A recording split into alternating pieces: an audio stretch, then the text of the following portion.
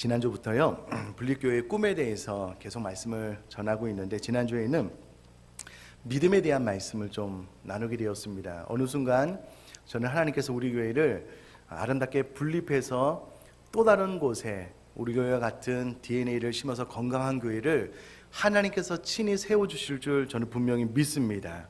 그런데 이 과정에 우리가 믿음으로 반응을 해야지만 하나님의 기쁨이 되고 하나님의 영광이 된다라는 말씀을 드렸습니다. 그러면서 노아와 아브라함이 아무런 증거도 없고 어디로 가야 될지, 어떤 경로를 통해서 가야 될지도 모르지만 하나님께서 말씀하셨을 때 믿음으로 반응한 것처럼, 우리가 이후로 분립교회에 대해서 자세하게 안내하겠지만 그렇지 않다라고 하더라도 하나님께서 나에게 말씀하시면 믿음으로 반응함으로 하나님의 기쁨 되었으면 좋겠습니다 라는 말씀을 지난주에 드렸습니다. 그러면 오늘은 우리가 왜 분립교회를 해야 되는지 그 이유에 대해서 여러 가지를 좀 말씀을 드리려고 하는데요. 그 첫 번째, 우리가 분립을 해야 되는 이유는 그것이 우리 교회를 향하신 주님의 뜻이기 때문입니다.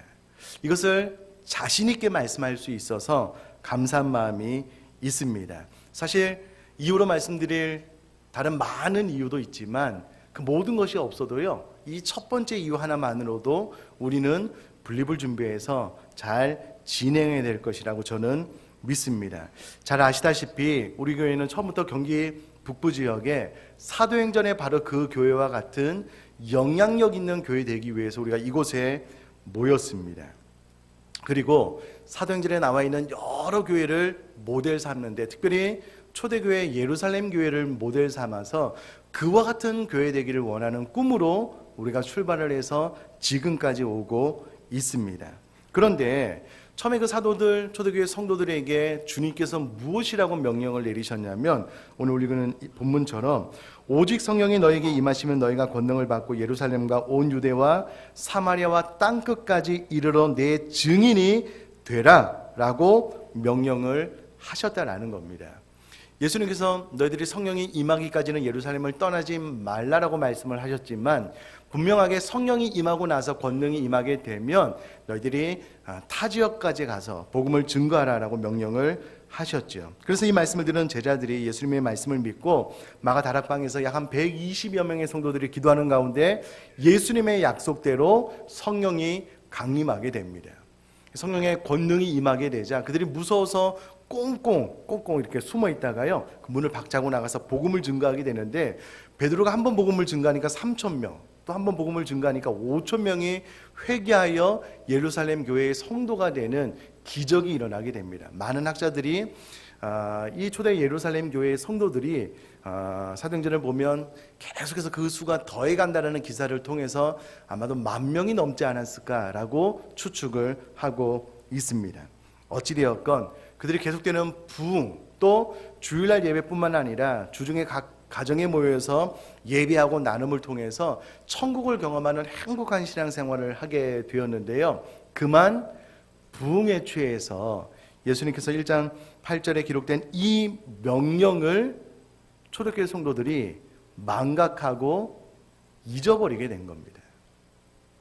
그들이 권능이 임하게 되면 반드시 예루살렘과 온 유대와 또 그들이 그렇게 싫어하던 사마리아뿐만 아니라 땅끝까지 이르러 복음을 증거하는 일에 순종했어야 되는데, 부흥에 취한 나머지 그들이 이 말씀에 순종하지 못하게 됩니다. 그래서 잘 아시다시피 스데반의 순교 이후로 본격적인 핍박이 가해지게 되고요, 결국 사도들을 제외한 대부분의 성도들이 다른 지역으로 추방을 당하게 됩니다.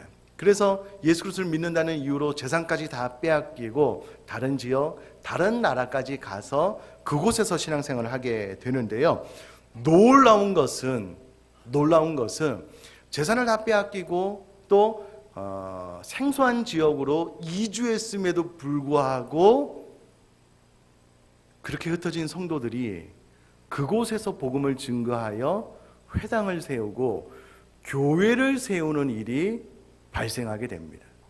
심지어는 그 교회가 부흥하게 되는데 목회자가 없으니까는요, 예루살렘 교회에 목회자를 파송해 주십시오라고 요청하는 일까지 발생하게 되었습니다. 자, 이와 같은 사도행전의 내용을 제가 과거에 설교하면서 우리 교회도 이와 같은 교회를 꿈꾸고 있기에 때가 되면 어떤 지역에 가서 하나님의 나라를 확장해 나갔으면 좋겠다라고 말씀을 전하면서요, 제가 우리 교회 성도님에게 했던 도전 가운데 가장 큰 도전이 이 분립교회에 대한 도전입니다. 과거에 목회자로 인한 아픔과 상처가 많이 있으셔서 저는 사도행전에 나와 있는 이 사도들과 같은 목회자가 되기로 결정하고 최선을 다해서 목회할 테니 우리 성도님들은 사도행전에 나와 있는 이 교회의 성도님들과 같은 성도님들이 되었으면 좋겠습니다라고 도전했잖아요. 기억나시죠? 근데 사도행전에 바로 그 교회의 성도님들이 목회자에 의해서가 아니라 본인들이 쫓겨나서 타 지역에 가서 교회를 세우는 일을 보게 됩니다. 그러면서 제가 그때 당시에 우리 교회 성도님들이 흩어져서 교회를 세워 목회자를 파송해 주십시오라고 요청할 수 있었으면 좋겠다라고 말씀을 드렸습니다. 다 기억하고 계시죠? 예. 그때 제가 그런 말씀 드렸어요. 고 하영조 목사님이 살아계실 때에 이런 말씀을 하셨다고 말씀을 드렸는데요. 오히려 목회자가 없는 교회가 더 잘 부흥하는 것 같다. 하영조 목사님이 살아계실 때 이런 말씀까지 하셨습니다. 그럼 그런 증거가 있느냐? 예, 얼마든지 있습니다.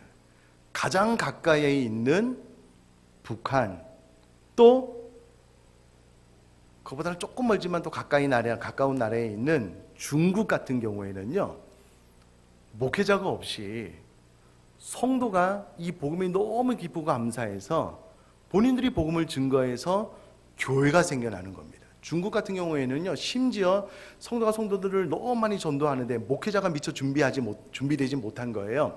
목회자가 준비되는 속도보다 성도가 성도를 전도해서 교회가 부흥하는 속도가 더 빠른 겁니다. 그래서 심지어는 목회자 한 명이 3,000명도 목회하는 교회가 바로 중국 교회거든요. 그러니까 목회자가 있어서 부흥한 것이 아니라 성도들이 교회를 세워서 부흥하게 되고 후에 목회자가 파송되는 그런 일들이 사도행전뿐만 아니라 북한도 중국도 지금 나타나고 있다라는 겁니다. 사랑하는 성도님들, 기억나셨지요? 예. 저는 사도행전에 바로 그 교회 같은 목회자가 되기를 위해서 기도하고, 성도님들은 이와 같은 성도 되기로 결심하여서 지난 14년을 달려오게 되었다라는 겁니다. 환난과 핍박으로 인하여 재산까지 다 빼앗기고 타 지역으로 쫓겨났음에도 불구하고 그곳에서 회당을 세우고 교회를 세웠던 사도행전에 바로 그 교회의 성도님들을 기억한다면 이제는 우리 교회가 이 말씀에 응답을 해야 될 때가 되었다라는 겁니다. 여러분, 사도행전에 바로 그 교회는요, 재산까지 빼앗기고 성도님들이 막 이렇게 흩어져 도망 나와가지고 교회를 세웠지만 저희 교회는 훌륭한 목사님이 준비되어져 있고요, 넉넉하지는 않겠지만 재정이 잘 정립되고 있습니다. 그래서 필요한 일꾼들이 잘 준비되어서요, 최소한 50명은 갔으면 좋겠고 최대 80명 작년 기준으로 분립해서 가면 바로 자립하여서 그곳에서 하나님 나라를 확장할 수 있기 때문에 가장 첫 번째, 이것이 우리를 향한 주님의 뜻임이 분명하기에 이 한 가지 이유만으로도 순종해서 분립교회를 잘 이뤄나갈 수 있는 저 여러분 될 수 있기를 제가 주님의 이름으로 축복합니다. 자, 두 번째는요, 우리 교회는 처음부터 개교회보다 하나님의 나라를 우선했기 때문에 분립교회를 이루는 것이 하나님의 뜻이다라고 믿고 순종하려고 하는 것입니다. 제가 분립교회에 대한 자료를 쭉 찾다 보니까는요, 좋은 글이 있어요. 제가 한번 읽어드릴게요. 교회 분립에 성경적 가치를 고민하고 있는 안진선 목사님은 새누리 이교회라고 되어 있는데요, 교회 분립 개척은 한 교회보다 하나님의 나라가 더 중요하다고 믿는 신학에 기초한다고 강조한다. 개교의 성장보다 하나님 나라의 성장이 더 중요하고 교회 분립을 통해 함께 하나님의 나라 확장을 위해 사역하는 가치를 귀하게 여긴다고 말하고 있습니다. 그럼 저를 한번 봐주시면은요, 우리 교회는 처음부터 이와 같은 생각으로 교회가 출발했습니다.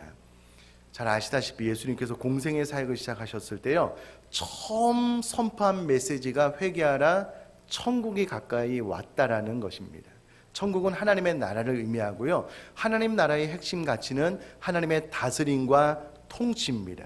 그리고 후에 베드로의 신앙 고백을 통하여 주님께서 교회를 세우겠다라고 말씀을 하셨으므로 우리가 믿는 바 성경의 핵심은 하나님께서, 예수님께서 선포하신 하나님의 나라가 우선순위고요, 이 하나님의 나라를 이루기 위해서 개교회가 필요하다라고 저희들은 인지하고 생각하고 있습니다. 그러므로 우리는 개교회가, 우리 교회가 절대 하나님의 나라 상위에 있다라고 생각을 하지 않습니다.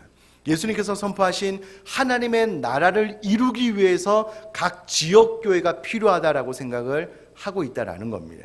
그렇기 때문에 하나님 나라의 확장을 위해서 이 땅 가운데 많은 교회가 세워지기를 원하시는 그 주님의 마음을 이해하고 우리 교회가 이제 이곳에서 잘 정착을 했다면, 또 다른 지역의 우리 교회 같은 건강한 교회를 세움으로 인하여 하나님의 다스림과 통치를 확장시켜 나가는, 하나님의 나라를 확장해 나가는 일에 동참하기 위해서 우리가 분립교회를 진행하고 있다라는 겁니다.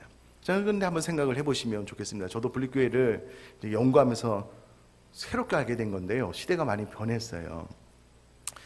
하나님 나라의 확장이 우선순위고요, 이 하나님 나라의 확장을 위해서 개교회가 필요한데, 그러면 이 땅 가운데 많은 지교회가 세워져서, 개교회가 세워져서 하나님 나라를 확장시켜 나가야 되는데, 요즘 통계에 의하면은요, 개척을 하면 저는 열에 하나 자립하는 줄 알았는데요, 제가 이 분립교회에서 자료를 찾아보니까 요즘은 시대가 많이 변해서 진짜 100에 하나 정도가 자립한대요, 개척을 하면. 그럼 생각을 해보셔요. 각 지역에 많은 교회가 세워져서 하나님의 나라를 확장시켜 나가야 되는데, 그 지역에 개척교회가 하나 세워져 본들 자립을 못하는 거예요. 자립하는 교회는 100에 하나 정도 자립한다고 하니, 나머지 교회는 교회가 세워져도 교회 자체를 유지하기가 쉽지 않은 거예요. 건강한 교회로 복음을 증가하고 하나님 나라를 확장시켜 나가야 되는데, 그 교회 존재 자체가 위협을 받으니 쉽지 않은 겁니다. 자, 그러면 그 지역에 건강한 교회를 세워서 하나님 나라를 확장시켜 나가는 가장 좋은 방법이 무엇이냐라고 했을 때, 그것이 분립교회다라고 생각을 하게 된다라는 겁니다. 자, 그러면 우리가 개척과 분립이 무엇이 다른지 좀 개념 이해를 해야 될 필요가 있는데요, 제가 사전을 찾아보니까 개척이라는 말은 아무도 손대지 않은 분야의 일을 처음 시작하여 새로운 길을 닦음이라는 뜻을 가지고 있습니다. 그러므로 개척교회라는 말은 대부분 목사님과 사모님 혹은 몇몇 분이 전혀 새로운 길에, 새로운 지역에 들어가서 그 길을 새로 닦는 거예요.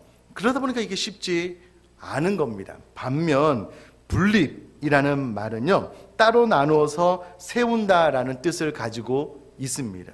이와 같은 개척교회 형태로는 교회가 자립해서 건강한 교회로 성장하기가 너무 어려우니까 건강한 교회가 성도님들을 따로 떼어서 분립하자는 것, 이것이 분립교회의 취지입니다. 그러므로 우리 교회에서 하려고 하는 분립은요, 목사님을 한 명 파송해서 성도님 몇 분이 따라가서 개척하는 그런 의미가 아니고, 성도님 가운데 최소한 50명, 최대 80명이 뚝 떨어져 나가서 그 교회에서 건강한 교회를 세우는 것이 우리 교회가 추구하는 분립교회의 모습이다라는 겁니다. 저는 우리 교회가 작년 기준으로 정말 최대 80명 이상 80명 나가셨으면 좋겠어요. 목사님 그렇게 말해놓고 사실은 그게 아니시죠?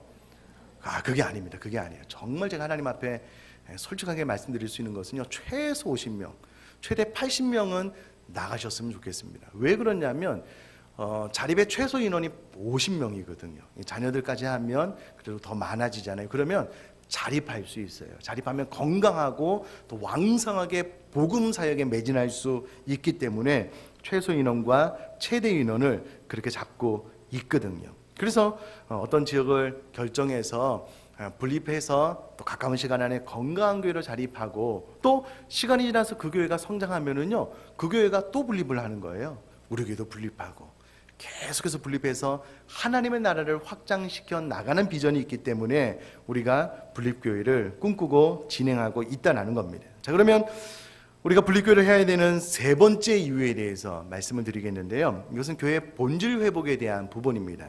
네 번째도 마찬가지인데, 성경적인 코이노니아, 성경적인 교제를 위해서 우리가 분립교회를 꿈꾸고 진행하게 되었다라는 겁니다. 자, 순을 경험하신 분들은 다 아시겠지만 순이요 12명을 넘는 순간 시간의 제한 때문에 또 12명이 넘는 순간 또 이게 마음을 주기가 쉽지 않기 때문에 교제가 혹은 더 깊은 교제가 어려워지는 것을 우리 모두가 경험하잖아요.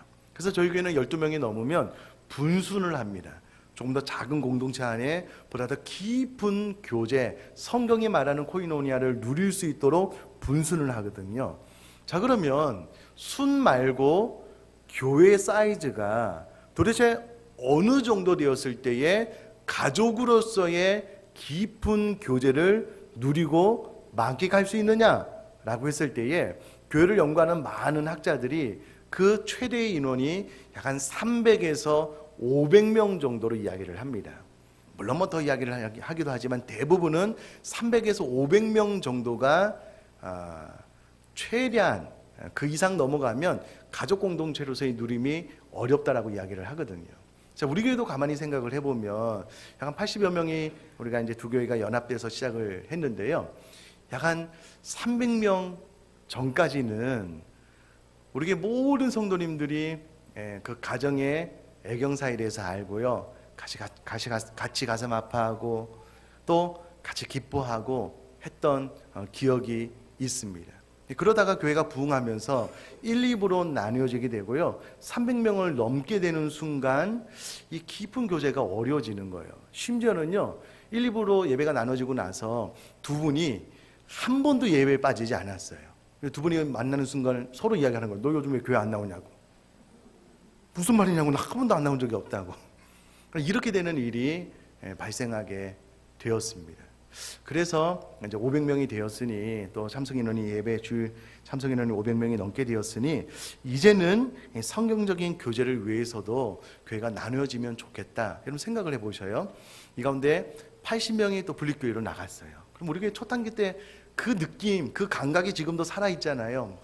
가족같이 막 너무 알콩달콩하게 막 교회에서 희생하고 헌신하고 부흥하면서 그 누렸던 그 행복. 그래서 한 교회가 계속 크고요. 저희 교회도 여기서 약 한 80명이 쑥 떨어져 나가면은요 마음이 텅 빌 거예요.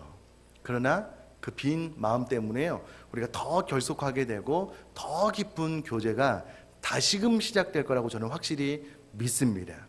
그러면 두 교회가 같이 성경적인 교제를 나눌 수 있어서 또 함께 부흥할 수 있게 되기 때문에 우리가 이와 같은 이유로 교회 분립을 해야 된다는 겁니다. 네 번째 이유는 성경적인 일꾼을 세우기 위해서입니다. 오대식 목사님이 쓰신 그 교회를 세우는 교회라는 책을 보니까는요 재미있는 이야기가 있어요. 여러분 저를 한번 봐주시면은요 일본의 한 학자가 개미를 연구를 했대요. 개미. 근데 그 많은 그 개미들이요 다 열심히 일을 하는 게 아니라는 것을 발견을 한 겁니다. 이 학자분이. 잘 아시다시피 이탈리아의 경제학자 파레토가요 파레토의 법칙을 이야기하는데 그 20대 80, 80대 20 법칙이라고 해서 파레토의 법칙이라고 하는데요. 그 개미들도 전체 퍼센트 가운데 20% 정도가 열심히 일을 하는 것을 발견을 하고요. 핀셋으로 조심스럽게 그 열심히 일하는 20%의 개미를 집어서 다른 곳으로 옮겼대요. 그랬더니 놀라운 일이 발생하게 되었는데요.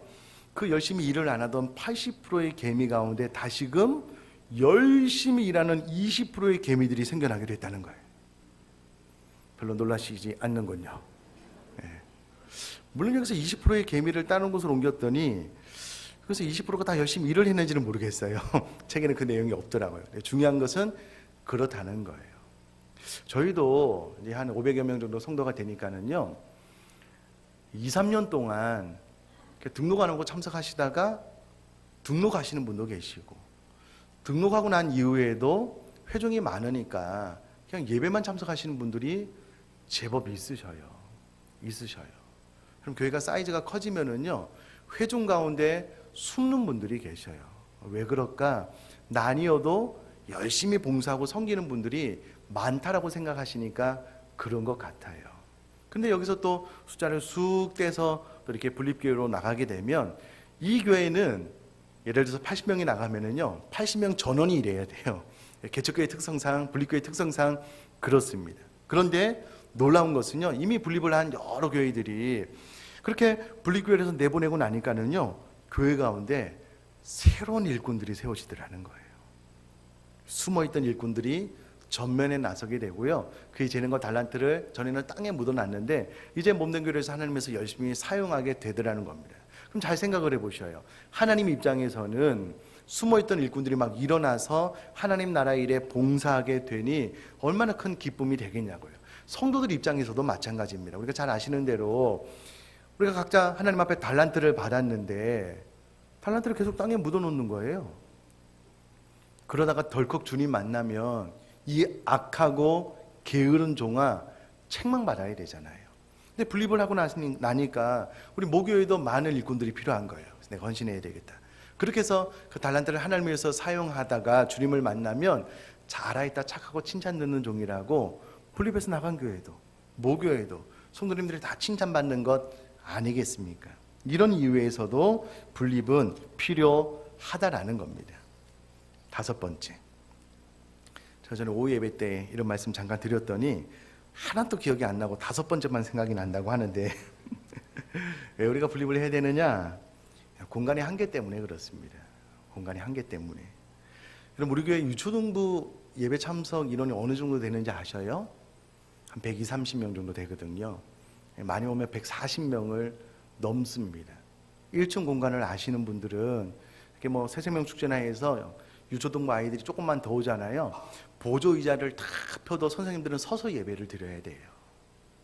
그러니까 보다 더 좋은 환경 가운데 아이들을 가르치고 싶어도 공간에 제약이 있는 거예요. 매년 봄, 가을로 우리 순장님들이 제비 뽑기 합니다. 주일 순이 모이는 장소 대비 주일날 모이는 순이 너무 많아가지고요. 어떻게 할 수 없으니까 제비 뽑기로 그 공간을 뽑아야 되는 거예요. 근데 그 공간보다 모이는 순이 더 많으니까 그 뽑는 가운데 꽝이 있어요. 꽝은 장소를 못 얻는 거예요. 그러면 상반기 내내 그냥 순모임을 광야와도 같이 회의하면서 순모임을 해야 되는 거예요. 그 꽝 뽑은 순장님은 막 죄스러워하고 저도 미안하고 또 어떤 순은 또 세미나실을 또 뽑잖아요. 그럼 오늘부터 4주간 동안 또 큐티 베이직 세미나 해야 되잖아요. 또 4주 동안 또 방황해야 돼요. 또 어디 가서 순모임을 해야 될지. 저기에 새가족분들이 많이 오셔서 감사한데 새가족 도우미가 새가족과 함께 이렇게 차분하게 앉아서 교회 소개를 하고 그 삶을 나눠야 되잖아요. 그럼 모임하다가 또 쫓겨나요. 공간이 없으니까. 또 공적인 모임을 하게 되면 또 두 분이 그 공간을 차지할 수 없으니까. 이런 일들은 이미 과거로부터 오래전부터 있어 왔습니다. 그렇다면 또 분순을 하게 되면은요, 죄송합니다. 이제 분립교회를 하게 되면 또 오시면 80여 명이 나가면 또 공간의 여유가 생겨요. 그리고 놀라운 것은요, 또 분립해서 나가면 분립한 교회도 금방 자립해서 성장하고요. 또 그렇게 내보낸 모교회도 또 하나님께서 또 하나님 마음에 합한 일을 선택하고 진행하니 하나님께서 새 가족들을 많이 보내주시더라고요. 그럼 또 새로운 얼굴이 많아지니까 교회는 또 활력이 돋아요. 그러니까 공간의 한계 때문에 또 내보내게 되면 또 나간 교회도 우리 교회 식구들도 또 새로운 하나님의 기쁨을 맛보게 된다는 겁니다. 또 여러 가지 또 분립을 해야 되는 이유가 있지만 마지막은요, 이 분립교회는 한국교회를 새롭게 할 수 있는 대안이 될 수 있기 때문입니다. 이게 무슨 말이냐면요, 한국교회가 세상에 많은 사람들로부터 신뢰를 얻지 못하고 손가락질을 당합니다. 그 이유 중 하나가 뭐냐면 세습이거든요. 세습. 교회가 대형화가 되지면 다 그런 것은 아닙니다. 오해하지 마셔요.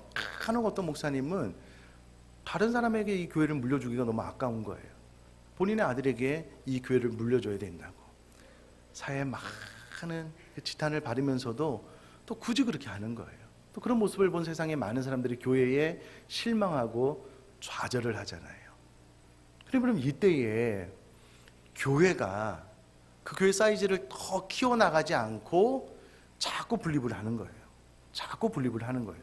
심지어는 어떤 교회는요, 담임 목사님이 성도님들 데리고 분립교회로 나가는 거예요. 저는 하고 싶은 게 너무 많아요. 저는 선교사로도 가고 싶고 또 기회가 되면 또 분립교회로 저도 나가고 싶어요. 진짜. 그렇게 되면 정말 행복하게 목회할 수 있을 것 같아요. 지금도 그렇지만 또 그 사이즈에 맞는 행복이 있을 것 같은데, 아니 교회가 점점 부흥하는데 어느 순간 담임 목사님이요, 성도님들 데리고 본인이 분립해서 나가는 거예요. 그럼 이와 같은 흐름은 지금 한국 교회 가운데 점점 더 많아지고 있습니다. 그러면 세상 사람들이 세습하는 교회를 보다가 이와 같은 교회를 보면 얼마나 그 마음이 따뜻하고 좋겠냐고요. 야, 저 교회는 담임 목사님이 어떤 그 권력지향적이지 않아. 일부러 교회의 사이즈를 줄이고 또 본인이 또 작은 교회로 나가는 모습을 보면 교회에 대한 실망에 대한 마음도 돌이킬 수 있을 것이라고 저는 생각을 합니다. 그렇게 분립교회는 한국교회를 새롭게 할 수 있는 대안이라고 생각을 하게 되었습니다. 자, 그렇다면 지난주에 말씀드렸다시피 이제는 이 분립교회가 앞장선 몇몇에 의해서 진행되지 않았으면 좋겠고요. 우리 교회 모든 성도님들이 이 분립교회는 하나님께서 나에게 주신 비전이고 꿈이다라고 열린 마음으로 생각을 하셨으면 좋겠고요. 우리 모두가 기도하자고요. 기도에서 하나님께서 말씀하시면 앞뒤 재지 말고 결단해서 나가든, 또 우리 교회에서 모교에서 또 계속 섬기든, 나가는 분만 믿음이 있고 또 계속 여기에 머무는 분은 믿음이 없고, 그게 아니잖아요. 분명한 것은 우리 모두가 나가든지 이곳에 있든지 하나님의 음성을 듣고 순종하자고요. 기도하는데 하나님 분립교회가 잘 됐으면 좋겠습니다. 나 아닌 다른 사람이요. 이거는 아니라는 거예요. 우리가 기도해서 나에게 무슨 말씀을 하시든 내가 응답하겠습니다 라고 생각했으면 좋겠고요. 저도 목사님 제가 분립교회 나가서 섬기겠습니다 그러면 오케이, 좋습니다, 기도하겠습니다 이렇게 해서요, 우리 교회가 나가시는 분이나 또 보내드리는 분이나 축제로서 정말 기쁨과 행복이 가득한 분위기 안에서 분립교회가 좀 잘 진행됐으면 좋겠다라는 그런 소망을 가지고 있습니다.